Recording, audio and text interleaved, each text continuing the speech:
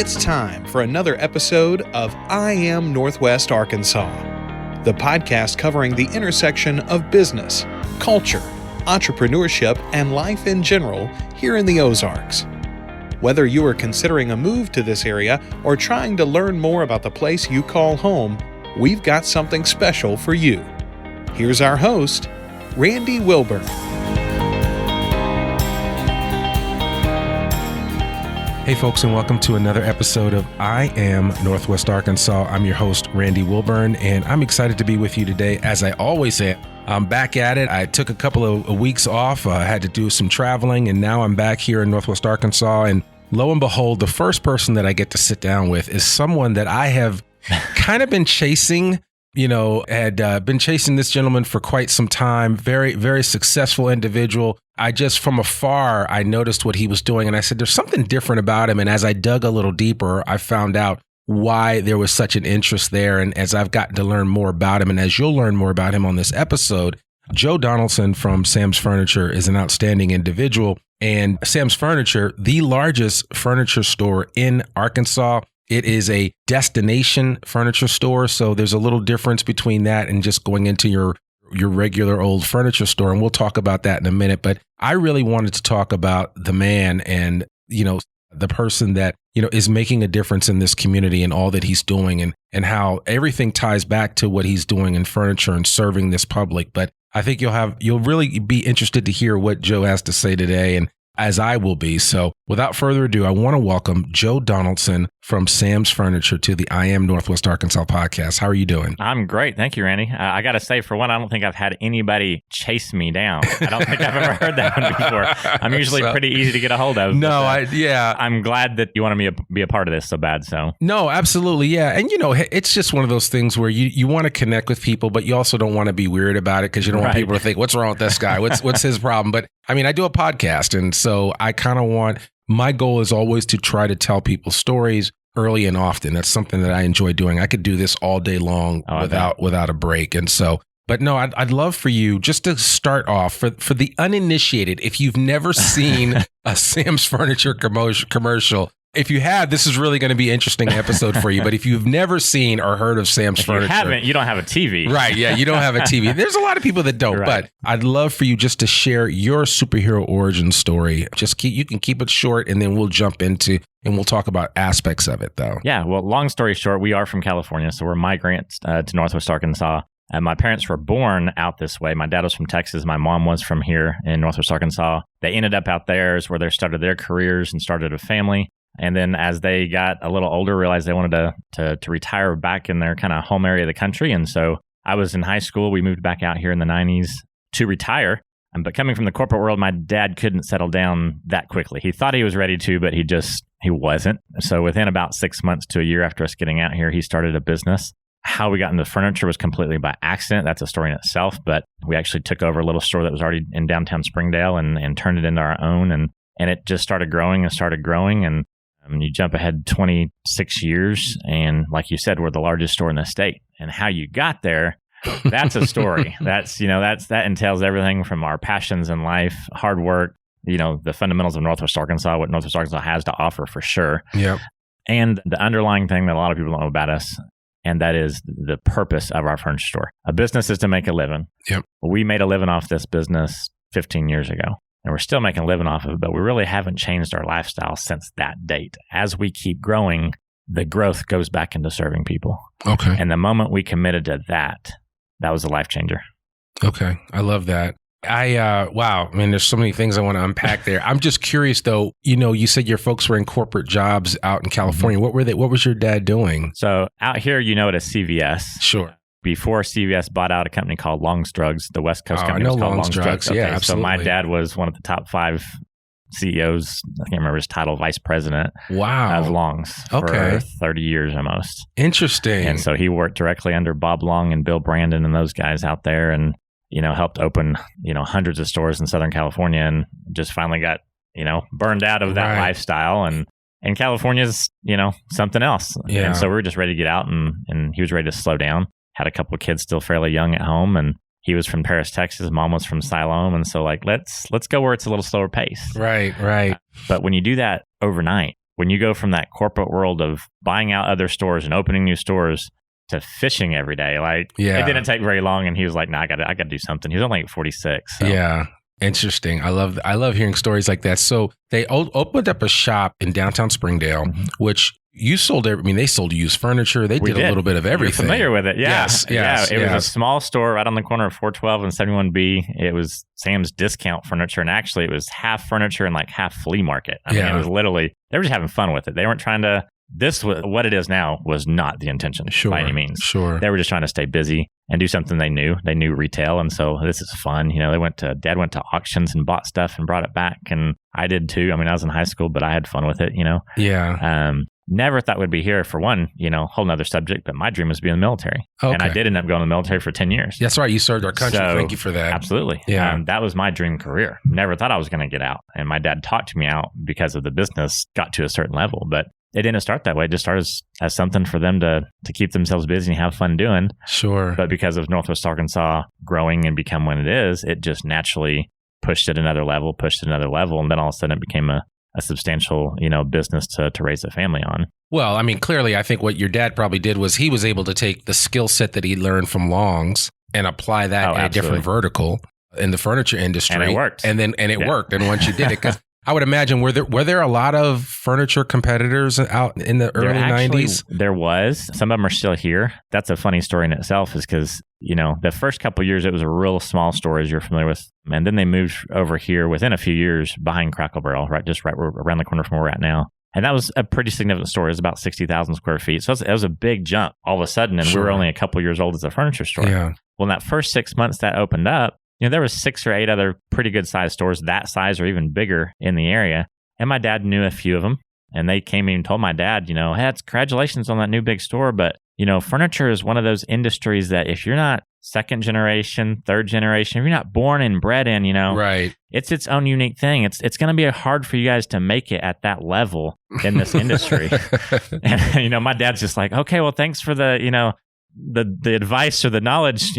I do have some retail background. Yeah. Maybe not in furniture, but, retail is service oriented. It's how you treat I don't care what widget you're selling, so we just, passed it off and just kept moving on, and it kept growing. Yeah. So. Wow. That's amazing. And I would have to imagine that, being in the shadow of a company like Walmart and, someone like Sam Walton, right, who was just relentless in his pursuit of serving the needs of his customer base, that had to have rubbed off as well. Oh, absolutely. Now, I was blessed to actually be in the same room with Sam Walton a few times because my dad connected to David Glass. David Glass connected my dad to Sam. And so they had not a really close friendship, but, a good acquaintanceship. And so there was several times for those few years we were here in the 90s before Sam passed that we had that connection. And I remember my dad telling me a story about one day that he was with David and Sam Walton, and my dad was asking questions about retail, about, marketing, about this and that. And Sam had told my dad, don't worry about your competition. Of course, we had already had competition telling us, you're not going to make it. This is a unique industry. Right. And then here, one of the most brilliant brains in business, period, and with customers, is telling my dad, as he's standing in his jeans and loafers, don't worry about what your competition says or does. Do what you know to do, the best that you can. Right. If you know you need to sell something for lower because you can, don't try to get more margin. Sell it for lower.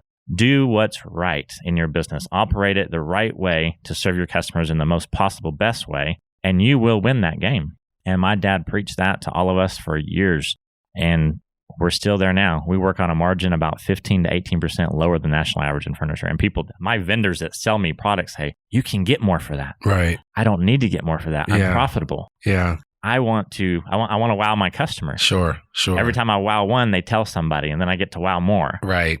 And you jump ahead 18 years, 22 years, 3 or 4 of those people that told my dad this is a unique industry, it's going to be really tough because you weren't born and bred in this.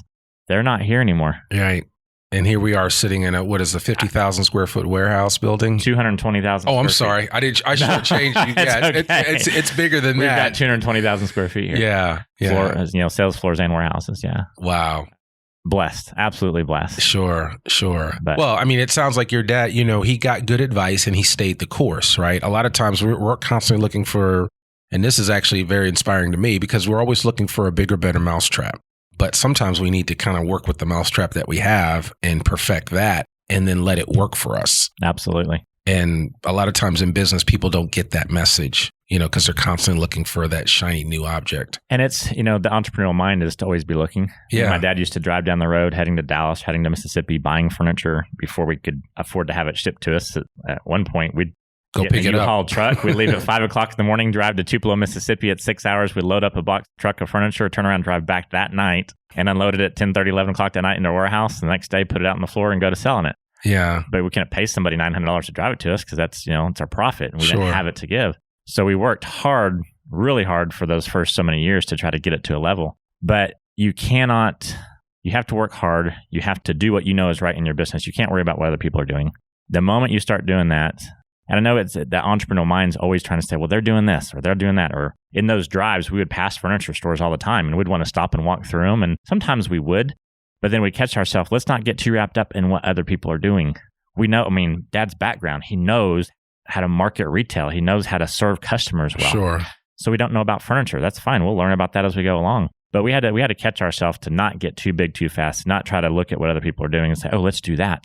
Well, if we would have done that, where the people that we would have been looking at in the local market to say, oh, let's copy so-and-so, let's copy so-and-so, where would we be now if we did what they did? Because a lot of them are gone. Yeah. So you have to definitely be disciplined enough to trust in yourself, trust in your knowledge. If you're opening a business or running any kind of business, do what you know is right for your business, for your customer. Don't worry about your competition. You have to know they're there. Right. Watch their marketing and advertising. I don't have any furniture stores in Northwest Arkansas. 12, 15, 17 decent ones and a couple big ones. Sure. I've never walked their floors. Okay. I have a lot of competition walk this floor frequently. All the time. And I'll come down and say hi to them. How you doing? Right. They'll say, your store looks great. Thanks so much. How's business for you guys? Oh, it's good. Great. We'll have a great conversation. Why are they in here? They're trying to figure out what we're doing. And that's fine. It's not intimidating, and I get it. I mean, it's kind of a natural thing. You read all these books about it, and some books say, know what your competition is. Go in and shop them. But we take a different mindset to it. I don't mind that they do that because hopefully they learn something that can help them merchandise better or, market their store better. Sure. But I don't care what my competition is doing. I'm going to train our people. I'm going to motivate them. I'm going to pay them the best I can. I'm going to teach them how to serve customers at a level that my competition is probably not doing or won't do. Sure. Because it's not comfortable. Yep. I'm going to work on lower prices than anybody. I'm going to make sure our floor looks right. I'm going to make sure that the back doors are clean when someone pulls around the load. I'm looking at everything inside my four walls or my parking lot, my business. Yeah. And pushing to be 110%. If I'm not 110%, don't waste any effort worrying about what someone else is doing. Exactly. I always think about the word focus, follow one course until success. You have to do that. So focus is a big word for us around here. Yeah. It has Passion and focus. Passion and focus. So I'd love for you to share because it kind of seems like a familial environment here with your employees. I mean, there have been some people that have worked here since the beginning, right? I mean, I know you have family, your wife and your mom and others. But I mean, you've had people working here since day one, right? I don't know if we have any left from day one because they kind of retired off just because of age and stuff. Yeah. But I've got about 90 employees right now. Wow. So that's grown since. So I know during the pandemic, I read an article that was in the NWA Business Journal. I think you were at like 60, 64. So now you're at 90 employees. Yeah. Okay. We'll hit 100 probably by the end of this year. We're trying to hire more now. Wow. But I want to say out of 90, we've got 15 to 20 that are in that 15-year time frame, 18-year time frame. Right. Then the bulk of the middle is probably 5 to 10 years. Okay. And then you've always got some, your warehouse guys, delivery guys, those are transitioning out here and there. They're younger and they're not career oriented yet a lot of times, but even those, I think we've done a great job. High school students and 18, 19-year-olds right out of school that aren't going to college or whatnot, they may get 2 or 3 jobs in a year on average base, but we're keeping them for a year or two because we're paying a little better. Yeah. And we do a lot of things to try to, company picnics and things like that to build camaraderie and build the family environment within the company. Yep. The biggest thing I think would make people stay here isn't just, it's a good job, a good place to work, good money. It's the culture. Yeah. Culture's big. If you look at, of course, here's another relationships my dad got to build with Dan Cathy with Chick-fil-A and David Green with Hobby Lobby. And I've got to spend time with both those individuals myself even, which has been a blessing.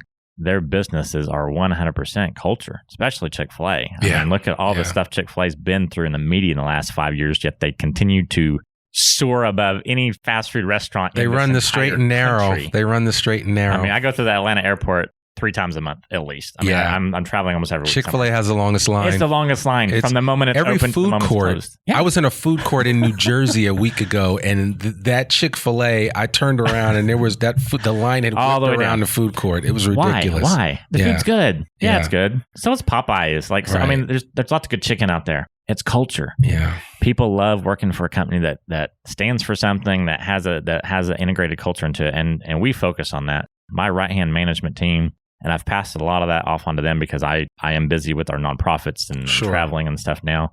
They spend 70% of their time not moving furniture, not even having meetings, with employees about training and this and that. They spend their time just out there patting them on the shoulder, shaking their hand. How you doing today? Everything going good? How's life? How's the family? We love you. Let us know if we can do anything. Right. Well, man, when you care about your employees, they take care of everything and they know else. it. Yeah. They don't want to leave. No. They want to be here. Yeah.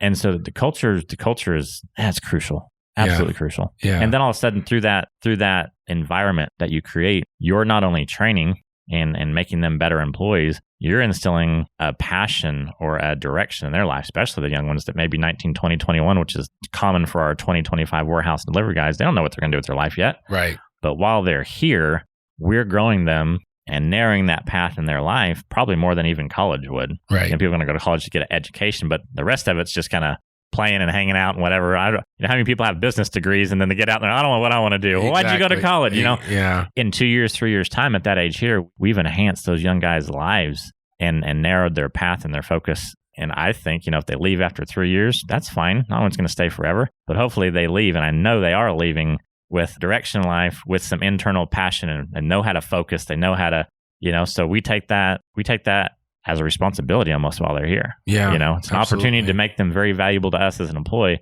but it's also a responsibility that we've been given that we need to steward to say, okay, while they are here, what can we do to mold them to give them a better life? Yeah, you're molding the next generation. Yeah. So absolutely. And that's serious business. So, okay, so you guys have grown this company. I mean, you guys are the number one furniture store in the state. And there is one difference. So like when you walk into a Sam's Furniture, when you walk into this Sam's Furniture, you don't feel like you're in a normal furniture place. And I know that I lived out in New England, so we had Jordan's Furniture, which I know you're familiar with, and they were kind of a destination furniture place. We used to go there on Saturday afternoons.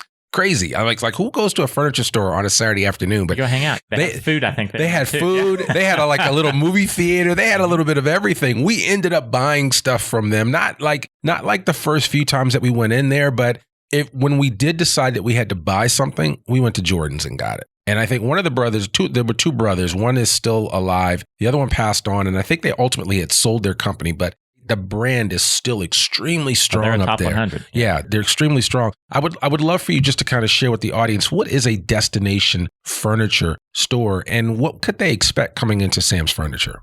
The words you use are exact. It is a destination. And that was, very strategic, very intentional. It's funny you mentioned Jordan's, and they are on a list called the top 100 furniture stores in the country. It's a list that we're actually published in it now too. Before we followed it like, crazy. Yeah. And me and my dad, before we built this big location, when we were in the last one after I got out of the military, came back to work for him for a couple of years there, and he had cancer and knew he had a limited time, and so that's why I committed to the company. But I said, we need to go big. Like that's not enough. I had a vision, and we can get there in a minute, but let's go bigger. He said, okay, let's go tour the country and look at these top 100s. Let's see what they're doing. And that's what we found. I've been in Jordan's. Okay. Gallery Furniture in Houston. Obviously Nebraska Furniture Mart. Back in that day, they only had one. Now they've got 3. There's a handful of these top 100s around the country. Most of them aren't chain stores. Most of them are one store, big store destinations, because that's how you create that. That's why we don't have stores in Fort Smith and Joplin and all these other places. We may at some point, but really this was the focus. Bring people here. Yeah. We sell to Joplin. We sell to Little Rock. They come here. Yeah. How do you make that happen? You create a shopping experience. And as we learned going to all the stores, you find the things and you create the culture, the atmosphere on the floor that when a customer walks through that front door, they don't hit a wall of salespeople where they just feel like they're a paycheck. Yeah. Everyone knows commission salespeople. Furniture salespeople. It's the worst feeling in the world sometimes. It's the worst, Yeah. I love cars. I'm a car guy. Right. I got a couple toys. When do I go look at toys? When do I go look at cars? On Sundays, afternoons, when all the car lots are closed, because I don't want to get hounded. Exactly. Well, furniture stores typically have that same vibe about them. We got to fix that. We got to change that so people want to come in and not intimidated and they don't hit this wall. So we started right there focusing on what's that initial greeting like? What's that? Okay, let's change the dynamic of what most furniture stores do and let's do it differently. Yeah. So we started there. Okay, once they're on the floor, what's the shopping experience like? Our floors merchandise differently than most stores. Yep. I mean, if you went to one of the other local competitors we have here, and I can tell you because customers tell us all the time, I was looking for a dining table. I couldn't find one. I mean, they had one here and one there. Well, I hear they've got 30, but if you're going and look for a dining table and they're just scattered everywhere and kind of hidden, it's hard to shop. Sure. Well, why don't we put all dining together? Yeah. So some people, like designers and stuff, say, well, your floor is kind of boring because it's plain. It's not all decorated. It's not all. I said, well, people don't come in typically looking for, everything. They want a sofa set or they want a specific item. So we merchandised to be easy shoppable for a customer. Yeah. It may not look like a lot of other stores, and that's fine because people come in here, I want a sofa. Okay, they're all right here. I want motion, reclining, or leather or fabric. Okay, those are here. These ones are here. We narrowed down to make it a quicker shopping experience. Time is money. People's time is precious to them. Yeah. I just want to help you find what you want. Okay, while you're in here, you got a couple screaming kids. Mom and dad really want to buy a sofa, but these kids are just, let's put some video games in the store. Yeah. I saw that you got an arcade and everything in the corner. And even my dad, he was here when we built this store. He passed right after it opened, but he did get to see this first building get built and open for a few months. But when I started showing him the layout, and he's like, what's that little room right there? I said, it's going to be an arcade. An arcade.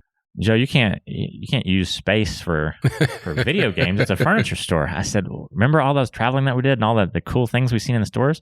I'm not even going to, he goes, how much money is it going to make? I said, I ain't going to make no money on the games. I'm going to set all the games for free play. Right. You just push the button. Just keep playing. I'll spend $25,000 one time on all the games and I'll set them for free play. Yeah. And kids will just go in there and play. Oh, son.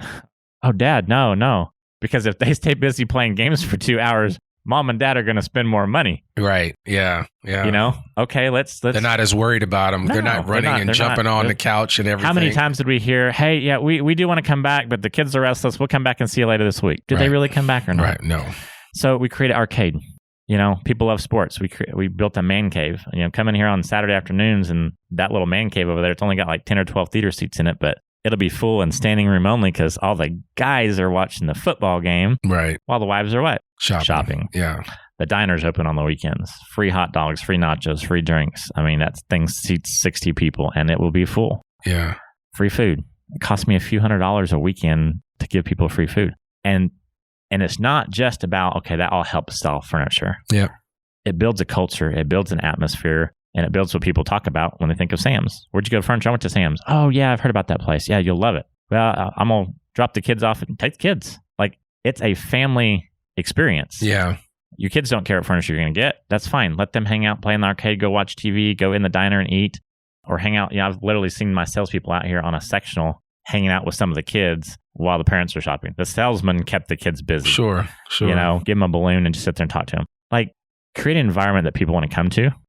And they'll eventually buy furniture.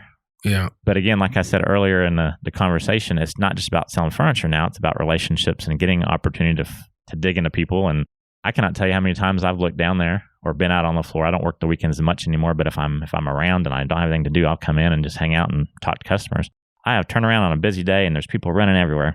And I'm looking to make sure everything's going to help. And I looked over there and what are they doing? And I look over and I got a salesman sitting on a sofa next to a couple and they've got their heads bowed and they're praying. Oh, man. So the atmosphere is, we just love people. Yeah. We want to serve people. We want to sell you furniture, but we want you to come be a part of this. Yeah. Yeah. Just come be a part of what we've created. And I mean, I love that. And I love the fact that, I mean, a lot of what you guys do and the success of Sam's Furniture is not necessarily visible to the public, right? Because you do a lot of medicinal work around, like I know, one of the reasons why we had a hard time when we first got together of getting together was because your travel schedule was insane. I think you were in Africa a couple of times. Back to back, yeah, in between us trying to get together when we first met. And so I'd love for you just to kind of talk about how that drives what you do here at Sam's. That's really easy. Taking a step back to when I got out of the military, I came back to take over the company for my dad. He wasn't sure how long he was going to get cancer. You don't ever know. They say this, but it ended up lasting several years longer than what he thought. So he did get to see some of this come to fruition, which I was glad not only that he could see it, but he could help me walk through this plan of building this thing. Sure. But in that process, the first building one that we're sitting in now, like, it's big. Right. And he said, this is big, Joe. I mean, you're taking on debt. I mean, we were a debt-free company, we're all stuff, and I'm talking, we're going to borrow $10+ million. We're going to go big. He goes, once you go that way, you can't go back. So if you're going to do that, just promise me one thing so that I know it's going to work. And I said, what's that? He goes, you're going to increase your lifestyle. It's going to make more money. It's going to be a game changer for our family and everybody involved. But just promise me that you'll use that platform to serve people as much as you do for yourself, right? For the family, sure. For our business. Yep. And that was in 2014. That conversation was in 2014. I didn't know what that looked like. I mean, I said, yeah, absolutely. Because we've always been, a family of faith. I've been on outreach, mission trips, whatever you want to call them, all my life, all over the globe. But, out of a business, what does outreach or serving people in a mission fashion look like out of a business? Oh, we had no clue. But I committed to it, and we started that process. We started building this building. We opened this building the spring of 2016. I mean, we just hit 6 years. I mean, it's still new. Yeah. And day one we opened it, it was a big jump in volume from where we were because we quadrupled the space and, you build it, they will come kind of thing. Well, Sure. It grew big right off the bat. So I said, wow, that's a budget I didn't expect to have the first year in a new location. What do we do with it? Right. Well, let's start building two. Right. And we did immediately. Let's get another price point going right next door, which was, part of the original plan to kind of cover the full spectrum. But in that same conversation, we can do this. We've always wanted to do, we love teachers, we love law enforcement, we love military. I mean, let's reach out to the Springdale School District and see if we can do something for the teachers every year. Yeah. I don't know how, but let's do something. And, so I reached out to the chamber and, I said, we want to do something for the teachers. Do you guys have any kind of event ever, where you get all the teachers together? Yeah, actually, we start off the school year every year with bringing all the teachers together. The superintendent, welcomes them back for the school year. We've got them in an auditorium for a couple hours, 2,000 people, 2,200 teachers, whatever it is. So, okay, can we come? I just need 10 minutes. I just want to come thank them on behalf of Sam's Furniture, give out some gift cards or, do something. Just thank them. Like, sure. Give some free stuff away. Yeah. They're like, yeah, that'd be cool. No one's ever, we get little gift cards, but no, we want to give like $5,000 or $10,000. We want to give a lot of stuff away. Right. They're like, yep, it's in August. We're a couple months away. Okay, cool. So I start brainstorming. By the time we hit August, by the time we hit the event, I don't know what came over me, but there's 2,200 teachers in Springdale. I got my team together. I said, we don't want to just give some of the teachers something. Yeah. We need to give all the teachers something. Let's go big or let's go home. big. So let's just give every teacher in Springdale, the entire school district, every teacher $100 Sam's Furniture gift card. Okay, that's not a big deal. It's $100 right per teacher. Yeah. 2,200 teachers. $22,000. No, $220,000. $220,000. Okay, yeah. I'm sorry, I don't do. And we did math. that. That was like, we opened this store. It launched us to a level we didn't expect. And so we said, we've got to do something. Like somehow we just got this platform that we've got to give back. Yeah. In a matter of months, we gave $220,000 worth of free furniture to the entire Springdale School District. Yeah. A couple months. And then when you got done with that, you're like, wow, what can I do next? What can I do next? And over the course of the last 5.5, 6 years, we've got 34 nonprofits that we're partnered with locally. Some of them are just, sponsoring their event that they have. They have a gala or fundraiser here in Northwest Arkansas. We'll come in and we're dominant in most of those. We're the key financial giver or we'll come help supply, volunteers to help put the event on. We'll work the event. We'll be there. I'll speak at the event. Like we engage and build a partnership with them. We don't just write them a check and say, okay, good job. Right. We help, as much as we can grow their organization. 34. And 3 or 4 of those have become very big. You mentioned Africa. That's a big passion of mine. Yeah. Malawi, Africa is the poorest country on the planet. 194 countries on this planet. And I've been to about 46 of them. Mm-hmm. That's the poorest. Yeah. 19 million plus people in a country that's landmass smaller than Arkansas. And it's, once you get there one time, you're just like, oh my gosh. And here I am living in the house I'm living and eating the way I eat. And not to degrade that. We've been blessed and it's okay. That's, we got born in a great country. Yeah.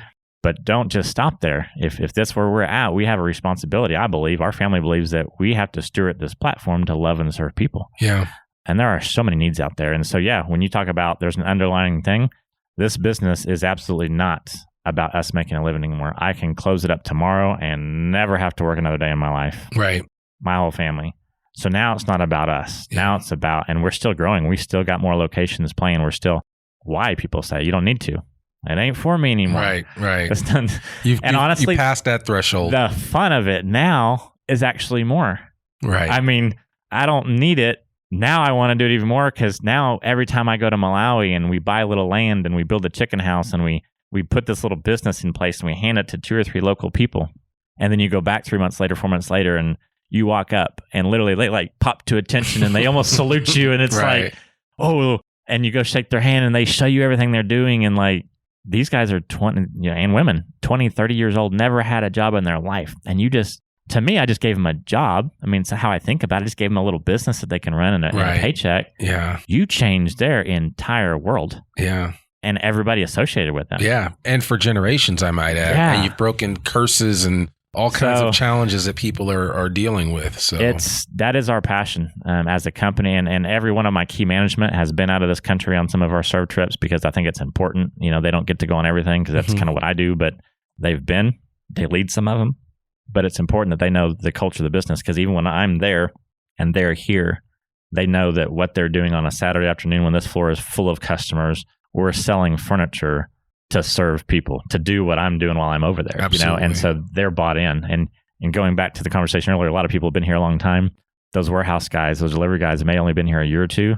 You would not believe how many of those when they see that they can go on a trip. Because that's one thing that we do. Yeah. We will pay, if any of our employees want to go on these serve trips with them, we'll keep them on payroll the whole time they're gone so they don't lose their pay. Okay. It's like a paid vacation. Sure. Because I want to invest that into them so they can understand what we're doing and see it. So we let them come, as many of them they want to, as long as we can, staff the stores. And they've come and they come back. Changed. Yeah.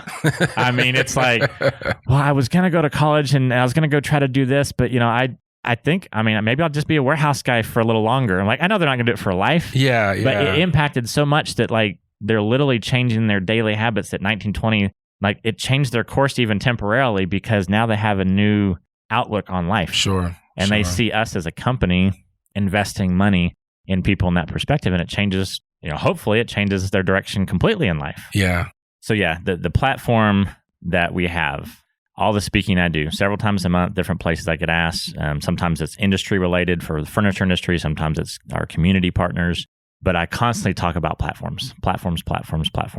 Just like when our young people come back from the mission trips with us, our young employees, and they come back and I can see something stirring in them.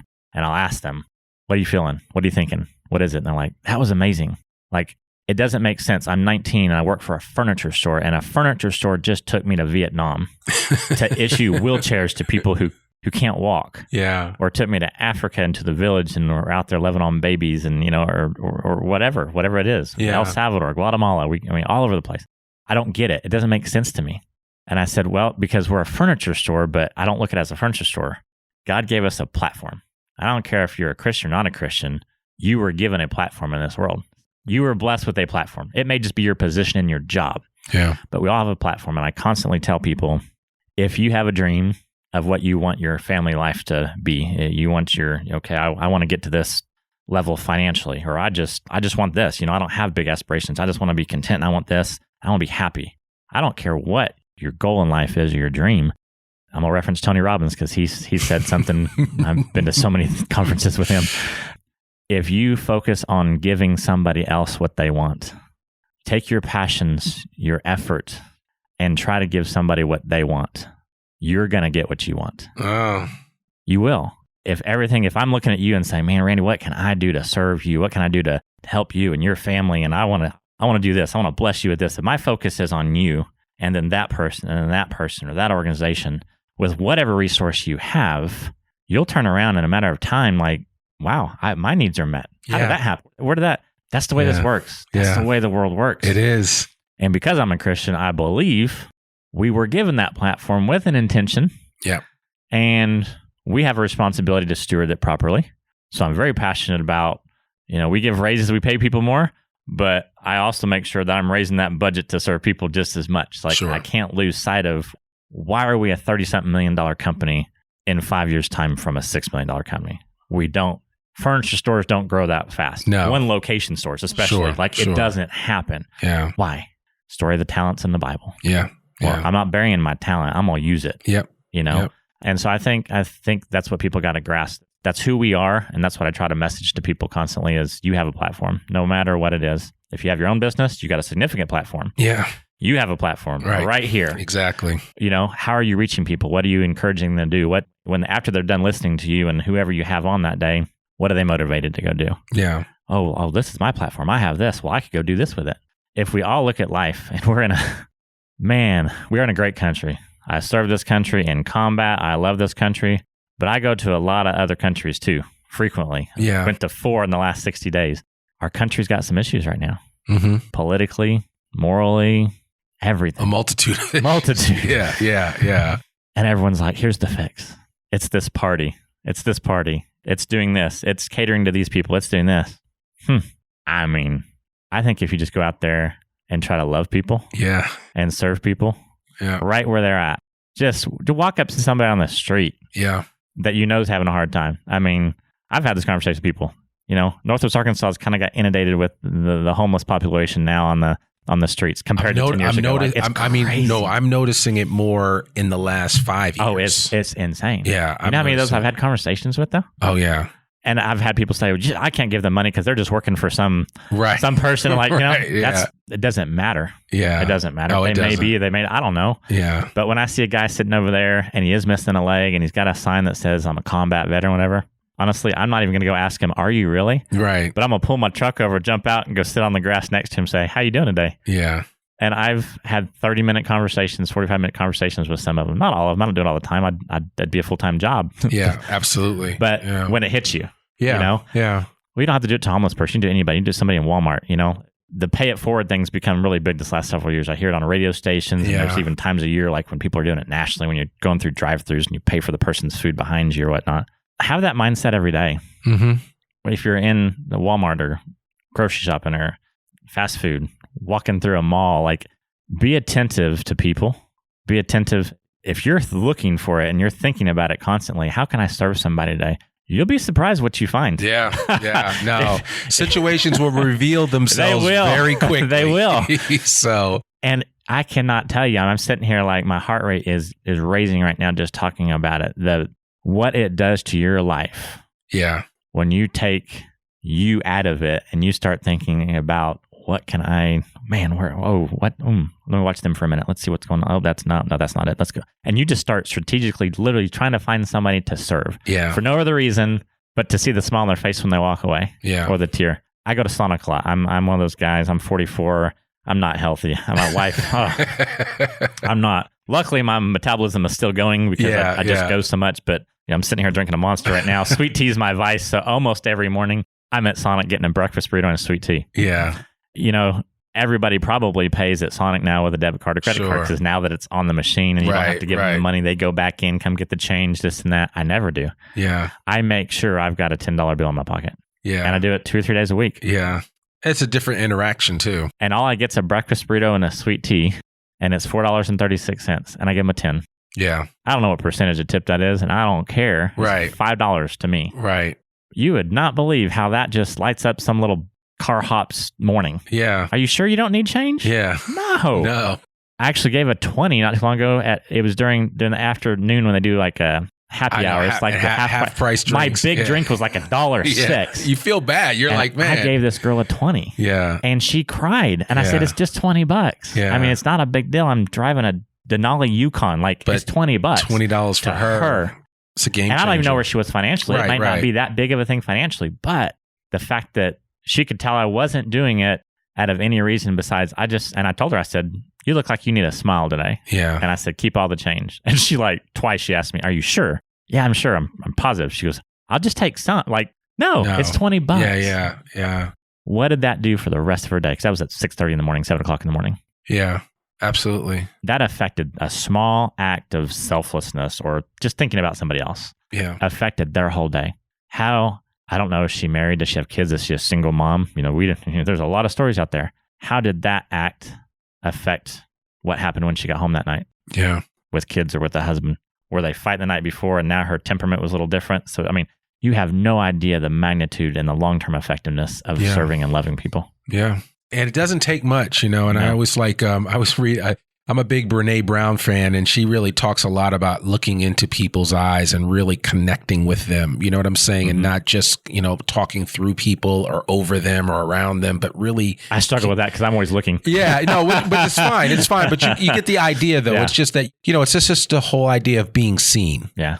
And some people walk around and talk about that. I just don't feel seen, let alone heard. Right. But it's even just seen is and acknowledged is huge. I think that's an epidemic or whatever you want to call it in today's society. It is. With social media, with all the things that have risen in the last 10, 12, 15 years. If you look at the struggles, especially the generation below me or even one more, the teens that are 15 to maybe mid-20s right now, that group, man, they are struggling with identity. They're struggling, they're fighting tooth and nail to get seen. Yeah. Or to, all this political stuff about different genders and different all this kind of stuff. I don't think it's a real issue way deep down. I think it's a surface issue that people aren't being loved and they're not being seen. Yep. They're reaching. They don't really feel different. They're trying to say, "Hey, here I am. Yeah. Somebody pay attention to me. Somebody love me." Yeah.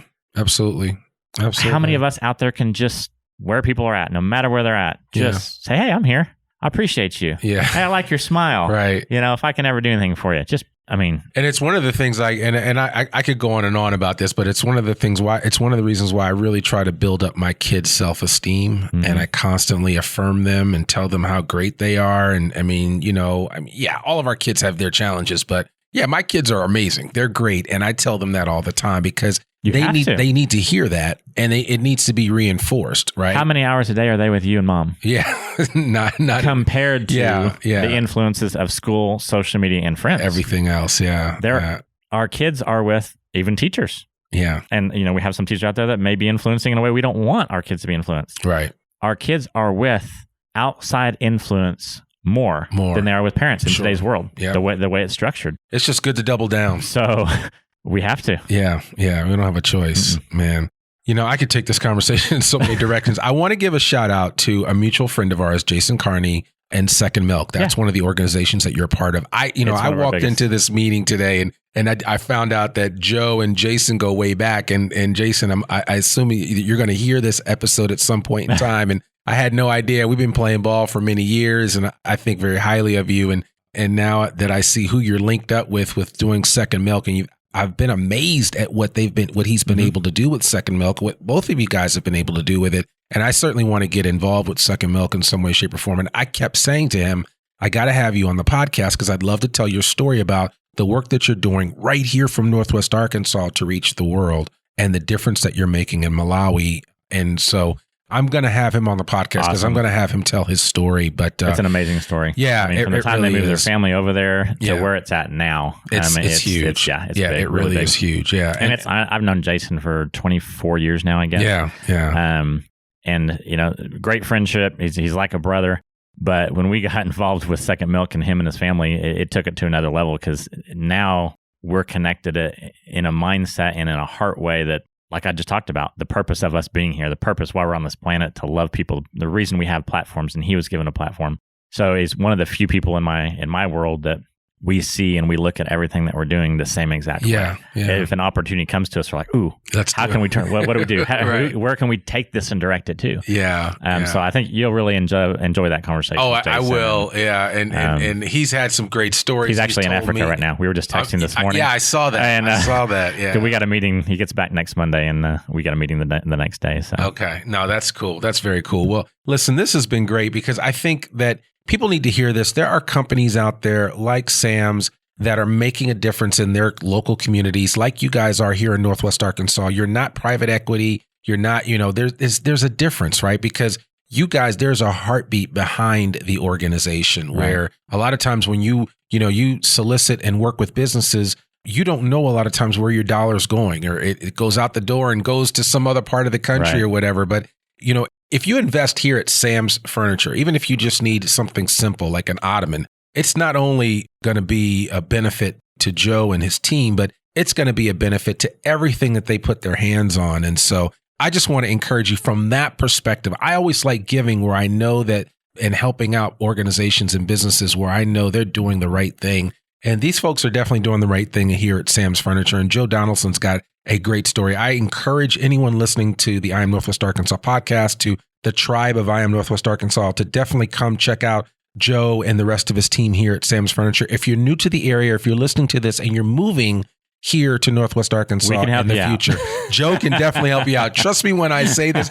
Just walk in and say, hey, I heard about you on that podcast with Randy, and he said that you guys could set us up. They will set you up. Trust me when I say this, because there's a lot of opportunities here in Northwest Arkansas, and certainly if you have a need for furniture, or if you just have a need for some friendly advice, Sam's Furniture is the place to be, and Joe Donaldson is the man. So thank you so much for coming on the podcast. Absolutely. Loved it. What's the best way for people to contact you if they want to reach out? They can email the store directly from the website, or they can email me, joe@samsfurniture.net. Or honestly, I travel about 130, 140 days a year out of countries. But if I'm here, I'm here. Walk in the store and ask for me. Yeah, and if I'm here, I'll come down and talk to you. Absolutely. Well, there you have it, folks. Joe Donaldson from Sam's Furniture. Just an all-around great guy. He's as cool as he sounds, and I think you're going to enjoy the experience when you come down here to Sam's Furniture. They're right off of I-49, right before you hit 412 if you're going south on I-49. And if you're coming north from Fayetteville area, they are you get off at the 412 exit and loop around, and they're right there off the highway. You cannot miss this huge building, but it is an experience. Just come down here and see what a destination furniture store is all about. And if nothing else, you can tell your friends that you've been to Sam's Furniture, and let them know if you come here that you've heard about it first here at I Am Northwest Arkansas. That's all we have for today's episode. I really appreciate you guys. Remember, the podcast comes out rain or shine every Monday. We have a new episode just like this. So we hope you've enjoyed this episode, and we will see you here next week. Peace. We hope you enjoyed this episode of I Am Northwest Arkansas. Check us out each and every week, available anywhere that great podcasts can be found. For show notes or more information on becoming a guest, visit iamnorthwestarkansas.com. We'll see you next week on I Am Northwest Arkansas.